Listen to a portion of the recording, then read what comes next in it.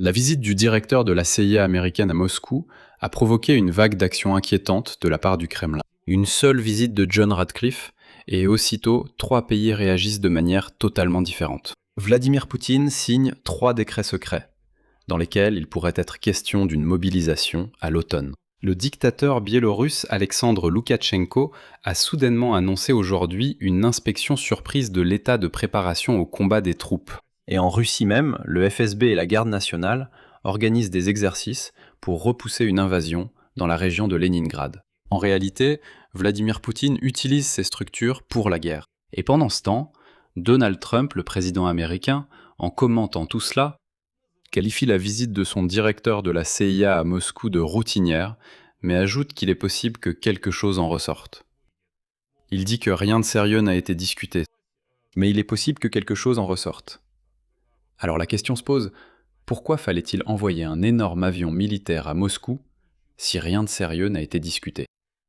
Analysons en détail ce qui s'est exactement passé et quelles sont les versions avancées actuellement par les analystes des deux côtés, aux États-Unis et en Russie. Puisque le Kremlin a déjà déclaré que Vladimir Poutine ne s'est soi-disant pas rencontré hier avec le directeur de la CIA, mais qu'il a pourtant annulé tous ses plans pour la journée, sans raison apparente. Je m'appelle Oleg Alexei-Petchi, discutons ensemble de ce sujet. Mais avant de commencer, je vous demande de vous abonner à la chaîne, de liker cette vidéo et d'écrire n'importe quel commentaire. Alors, comme vous le savez déjà, la veille, le directeur de la CIA, John Radcliffe, était en visite à Moscou. Aujourd'hui, le porte-parole du Kremlin, Dmitri Peskov, a déclaré aux journalistes que Vladimir Poutine avait été informé de la visite du directeur de la CIA américaine à Moscou, mais qu'il ne l'aurait soi-disant pas rencontré en personne. Selon Peskov, il n'y a eu que des contacts au niveau des services spéciaux.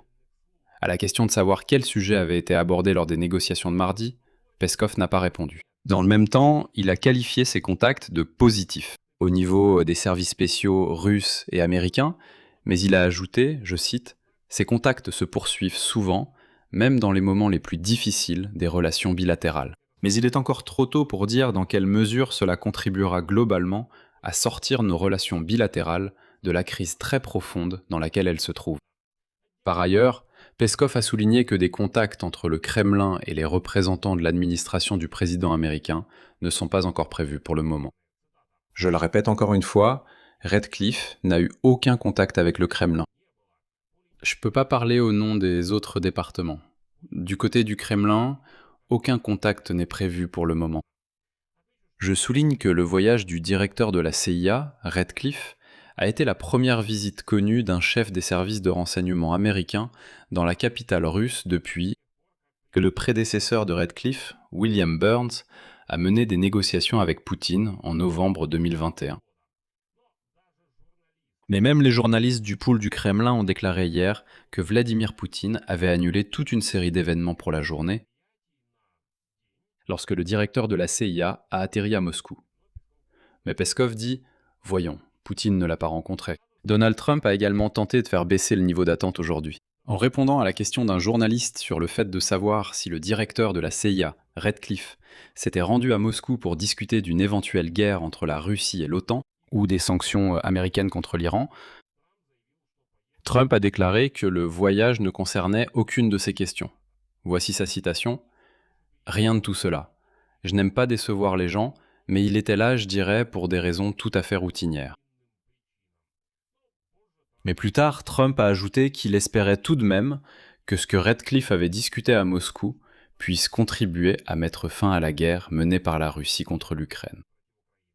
Et comme d'habitude, Trump a ajouté que s'il avait été président, la guerre de la Russie contre l'Ukraine n'aurait bien sûr jamais eu lieu. Mais sur le terrain, et non dans les déclarations, il se passe des événements qui indiquent le contraire. Quelque chose se passe clairement, et ce n'est en rien routinier.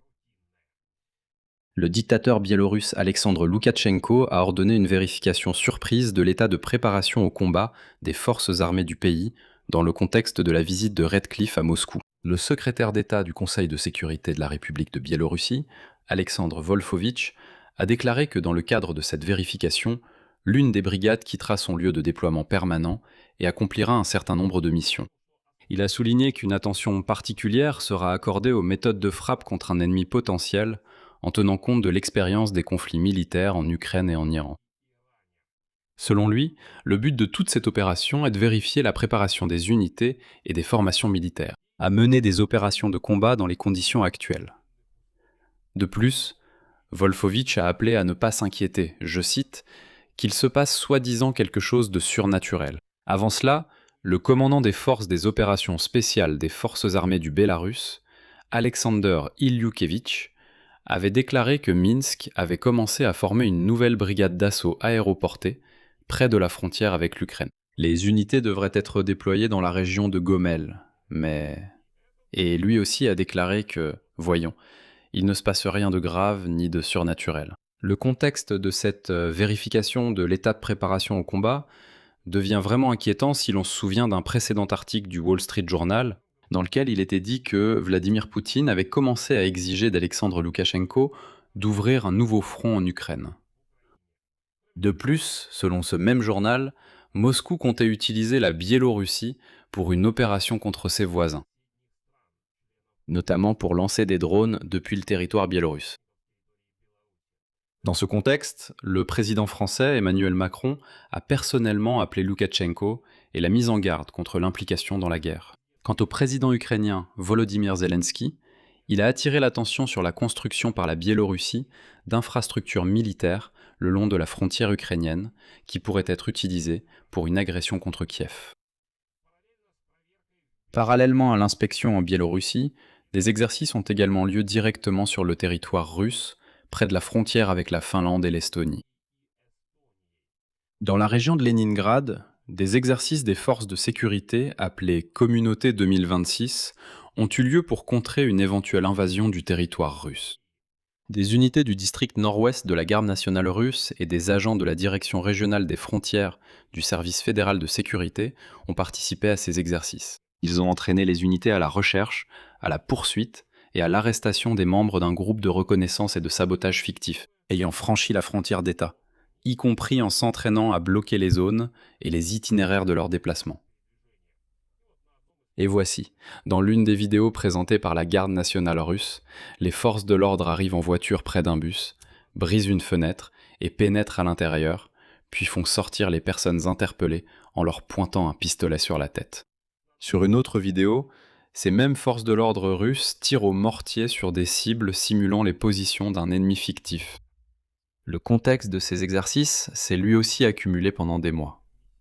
Ici, le Kremlin joue sur le long terme. Déjà en mai, le chef du service des gardes-frontières du FSB, Vladimir Kuleshov, a accusé la Finlande et l'Estonie de violer les accords frontaliers avec la Russie en affirmant que leurs actions provocatrices se multipliaient.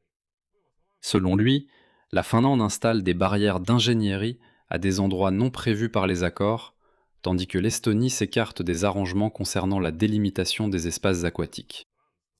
Kuleshov a déclaré que ces initiatives créent des conditions propices à des situations conflictuelles et obligent la Russie à se préparer à différents scénarios d'évolution des événements. À la fin du mois de juin, les autorités de la région de Mourmansk, qui bordent la Finlande et la Norvège, ont signalé l'activité de groupes de reconnaissance et de sabotage étrangers. À ce moment-là, des points de contrôle ont été installés sur les routes de la région et une inspection totale des camions a été mise en place avec l'aide de chiens de service. Et à partir du 1er juillet, la Russie a fermé les passages frontaliers ferroviaires à la frontière avec la Finlande, la Lettonie et l'Estonie. D'ailleurs, les raisons de cette décision n'ont pas été précisées. Autrement dit, le Kremlin donne systématiquement l'impression que l'OTAN serait sur le point d'attaquer. Et dans ce contexte, une question logique se pose. Pourquoi le directeur de la CIA, John Ratcliffe, est-il venu à Moscou ? Un certain nombre d'experts s'accordent aujourd'hui à dire que le directeur de la CIA a transmis au Kremlin certains signaux et avertissements concernant les risques d'escalade de la guerre et les scénarios possibles d'escalade de la part de la Russie. Une visite similaire avait été effectuée en novembre 2021 par le prédécesseur de Ratcliffe, William Burns, et à l'époque le chef de la CIA s'était secrètement rendu à Moscou pour mettre en garde Vladimir Poutine contre une invasion de l'Ukraine. Plus tard, Burns a également rencontré le chef du renseignement extérieur russe, Sergei Narychkin, en Turquie à la fin de l'année 2022, pour transmettre des détails sur l'inadmissibilité de l'utilisation d'armes nucléaires tactiques. C'est la période où les Russes fuyaient comme des rats des régions de Kherson et de Kharkiv, lorsque les forces armées ukrainiennes chassaient ces déchets de la Sainte Terre ukrainienne. Et à ce moment-là, Poutine était désemparé, il a annoncé la mobilisation et a menacé d'utiliser des armes nucléaires. Mais, compte tenu de l'état actuel des négociations sur la fin des hostilités entre l'Iran et les États-Unis, en plus du fait que la Russie, d'une manière ou d'une autre, avec la Chine, sont les partenaires les plus importants en matière de ressources de l'Iran, je n'écarterai pas non plus l'idée qu'on ait évoqué la possibilité que la Russie et la Chine pourraient, sur certains points, être des médiateurs potentiels. Mais la version la plus convaincante reste celle avancée par le Wall Street Journal, concernant les renseignements sur la préparation d'une mobilisation massive en Russie et les provocations possibles contre les pays du flanc Est de l'OTAN. Il ne s'agit pas simplement d'une mobilisation. La mobilisation en elle-même n'est pas vraiment ce qui inquiète le plus la Maison-Blanche. Non. Mais la mobilisation est un préalable à l'escalade.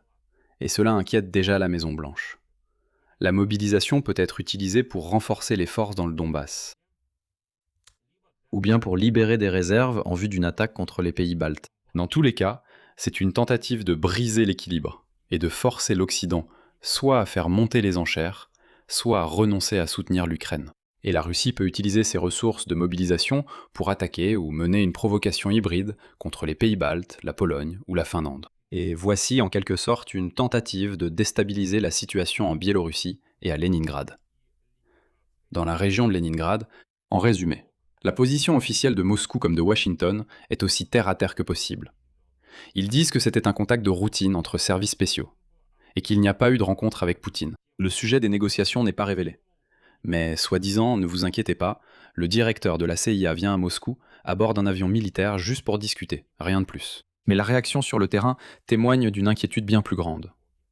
La Biélorussie vérifie soudainement son état de préparation au combat et déploie une brigade. La Russie s'entraîne à repousser une incursion de groupes de sabotage et de reconnaissance directement à la frontière finlandaise et estonienne. Eh bien, les experts s'accordent à dire que la visite du directeur de la CIA, et non du négociateur habituel Steve Witkoff, est en soi un signal indiquant qu'il ne s'agissait pas de diplomatie, mais d'un avertissement ferme sur fond de renseignements concernant la préparation d'une mobilisation et d'une possible provocation contre les pays de l'OTAN. En général, je vais m'arrêter là. Votre avis, vos conclusions. Écrivez-les dans les commentaires sous cette vidéo. Abonnez-vous à la chaîne, activez la cloche et n'oubliez pas de mettre un like. C'est tout pour aujourd'hui, prenez soin de vous, au revoir à tous. À suivre.